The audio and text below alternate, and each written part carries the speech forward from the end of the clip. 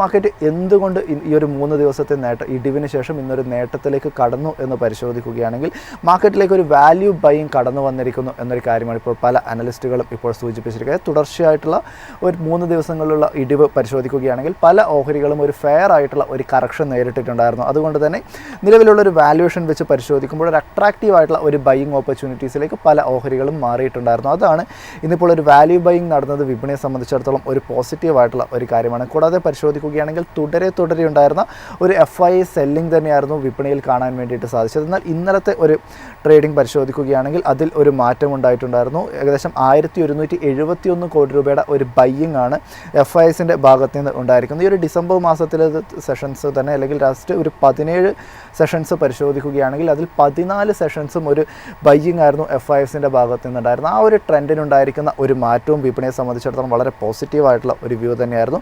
എന്നാൽ പരിശോധിക്കുകയാണെങ്കിൽ ഇന്നലെ ഒരു DISൻ്റെ ഒരു പെർഫോമൻസ് പരിശോധിക്കുകയാണെങ്കിൽ ഏകദേശം ഒരു 768 കോടി രൂപയുടെ ഒരു സെല്ലിംഗ് കൂടിയായിരുന്നു, ഒരു ബൈയിങ് തന്നെയായിരുന്നു DISൻ്റെ ഭാഗത്ത് നിന്നും ഉണ്ടായിരുന്നത്.